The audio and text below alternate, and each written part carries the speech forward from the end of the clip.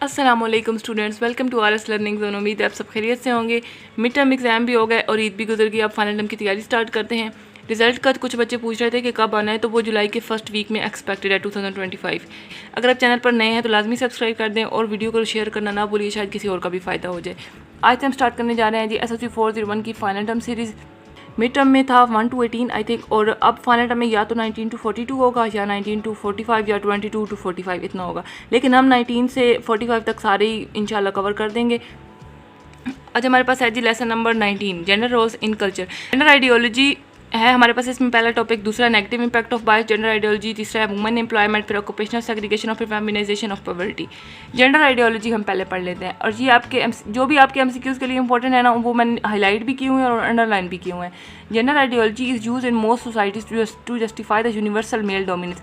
अब ये MCQs है। अब इस MCQs में जेंडर आइडियोलॉजी भी आ सकता है, जो कि करेक्ट ऑप्शन होगा, सारी स्टेटमेंट की होगी, और यूनिवर्सल मेल डोमिनेंस ये भी आ सकता है। इन मतलब पूरी स्टेटमेंट को आपने अच्छी तरह से कर लेना है। इसमें कोई भी एक वर्ड होगा वो मिसिंग होगा और आपको आना चाहिए कि हाँ ये इसका करेक्ट ऑप्शन है। जेंडर आइडियोलॉजी हम यहाँ पे पढ़ लेते हैं कि ये है क्या चीज़। ये जेंडर आइडियोलॉजी का मतलब होता है कि वो सोचने का तरीका जो सोसाइटी में मर्दों को बेहतरीन समझता है और औरतों को नीचे रखता है, मतलब किसी खाते में नहीं लाता। ठीक है। अब एग्जांपल्स हम यहाँ पे जेंडर आइडियोलॉजी के करते हैं कि जो मर्द हैं उनको सुपीरियर समझा जाता है, मर्दों के काम को इम्पोर्टेंट समझा जाता है।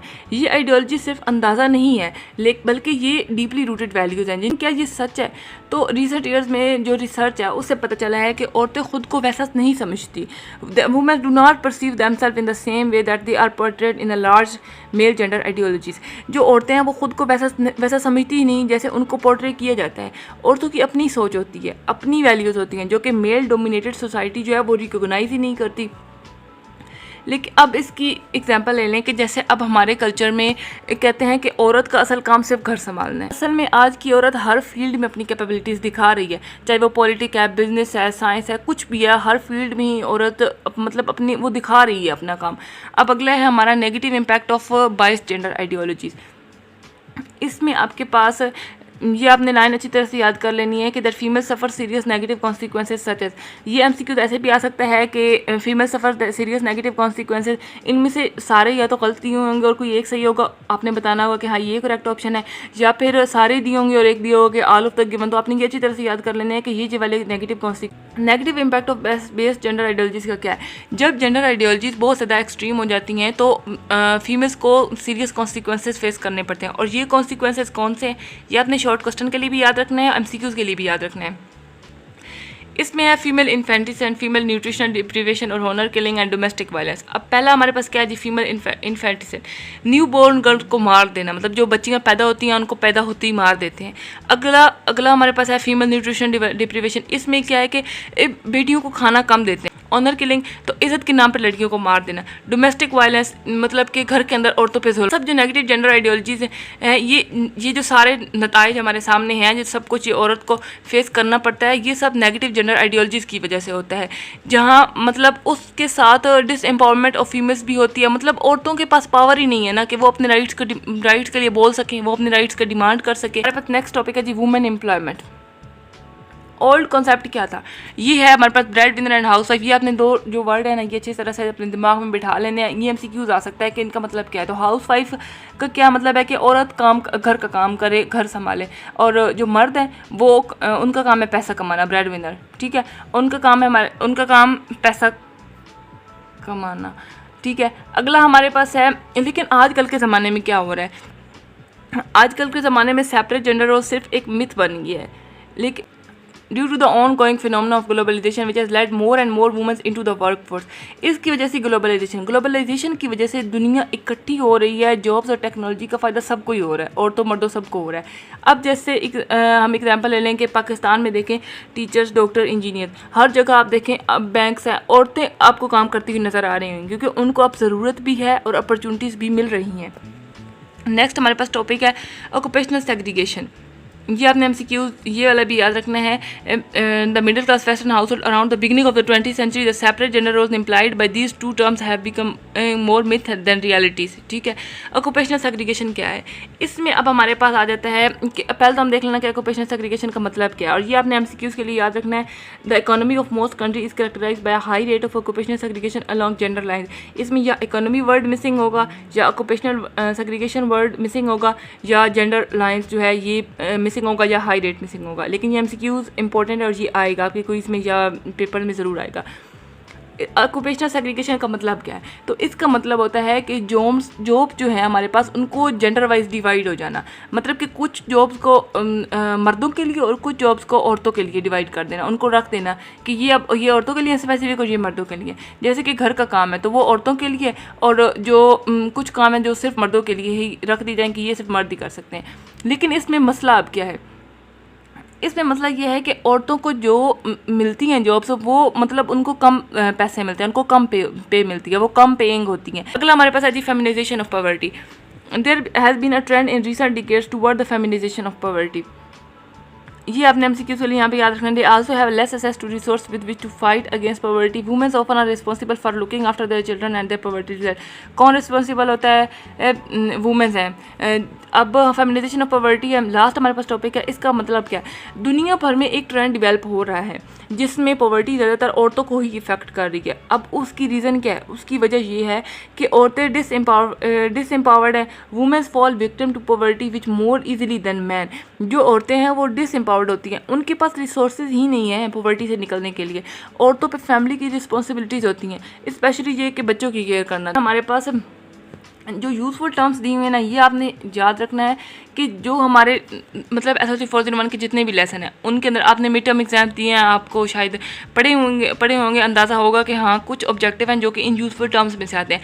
अब जैसे एक आप ये दिया हुआ है, means of production are more generally the financial means required to do something. अब ये लाइन दी है, स्टेटमेंट दी हुई है।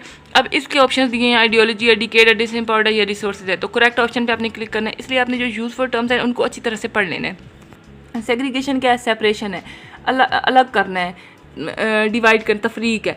रिसोर्सेज क्या है, रिसोर्सेज में हमारे ज़रिया है, मतलब वसाइल हैं, पैसा वगैरह।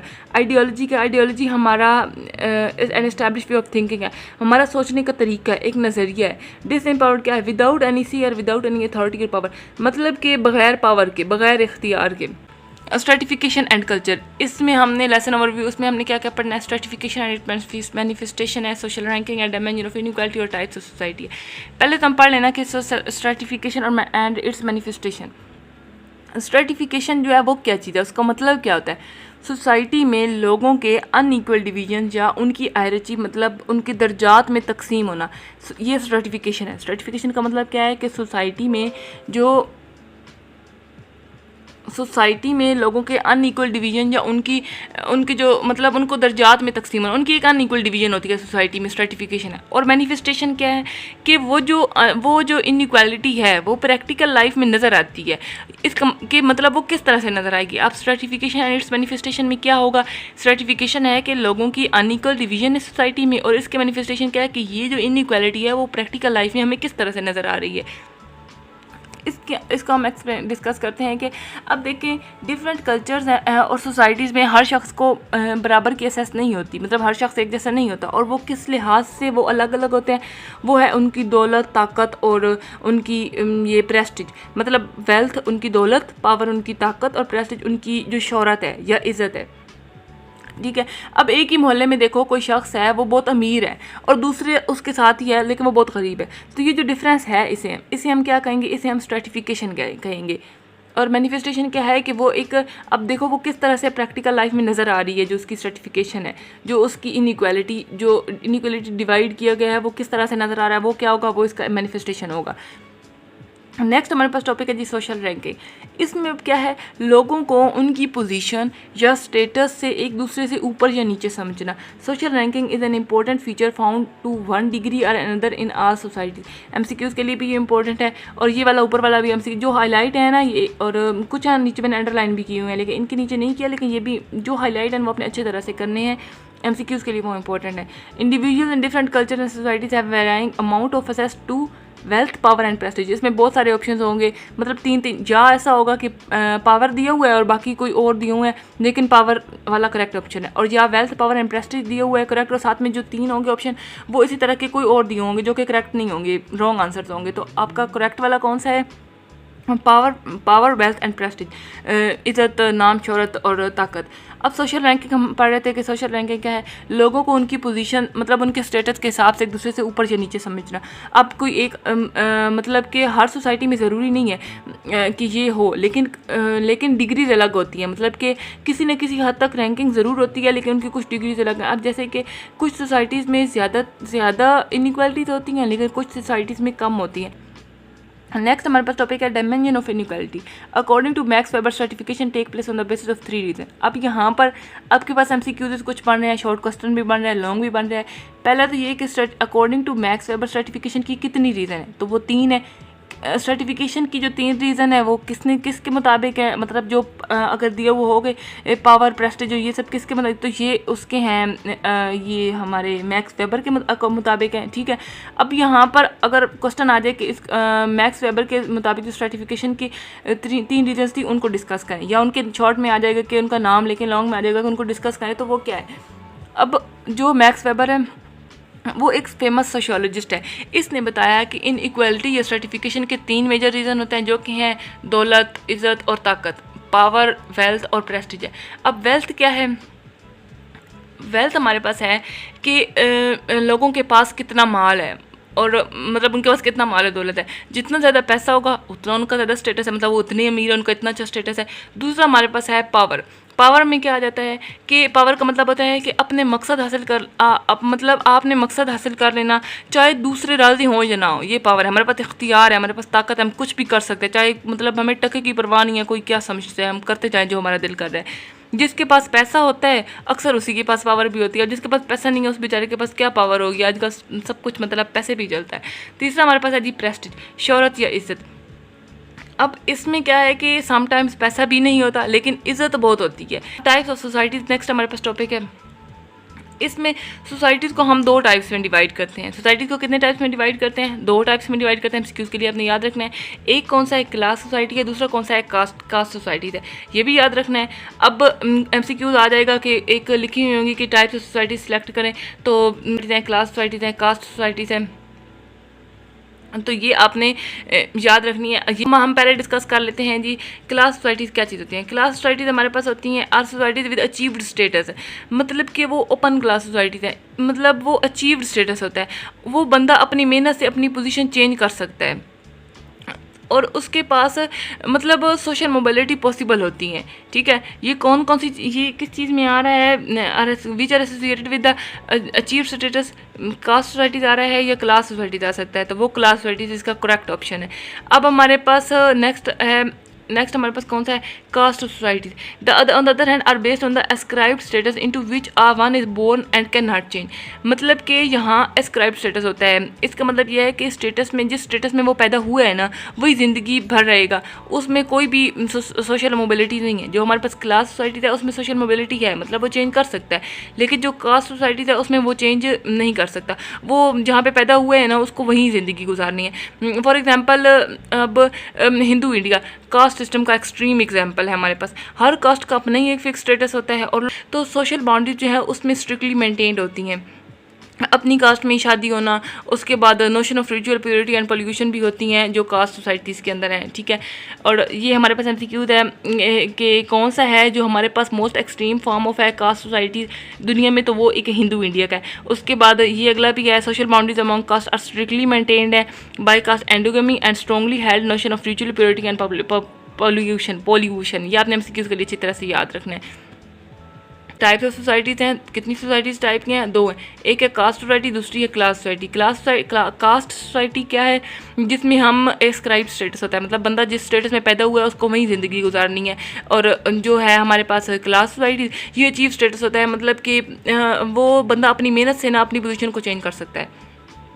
जो हमारे पास क्लास सोसाइटी है उसके अंदर आप एग्जांपल ले लें यूनाइटेड स्टेट की, मतलब इसमें एक है, इसका कॉन्सेप्ट है कि कोई भी गरीब शख्स अमीर बन सकता है अपनी मेहनत के बलबूते पर। और जो लेकिन रियलिटी इसमें क्या है कि मोस्ट पीपल वही रहते हैं जो कि वो पैदा होते हैं, क्योंकि उनकी सोशल इन्वायरमेंट उनकी लाइफ को शेप करती है। डेवलप कंट्रीज़ में मोबिलिटी और भी मुश्किल हो जाती है। ठीक है, कास्ट सोसाइटी हमने डिस्कस कर लिया, इसमें हिंदू इंडिया वाली आ गई एग्जाम्पल, और क्लास सोसाइटी में हमारे पास आ गई यूनाइटेड स्टेट वाली। जो है ना क्लास सोसाइटी वो हमारे पास है ओपन, और जो कास्ट सोसाइटी है वो क्लोज सिस्टम है।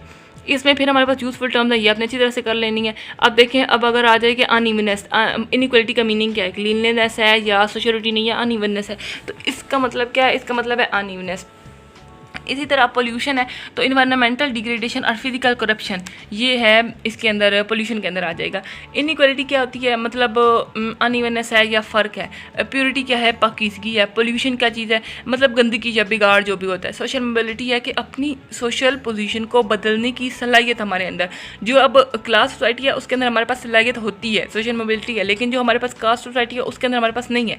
वो हम जिस जगह पैदा हुए हैं वही उसी के मुताबिक ज़िंदगी गुजारनी है। रिचुअल्स क्या है, ये हमारे जो रूटीन, हमारे जो रस्म और रवाज होते हैं, ये सारा कुछ।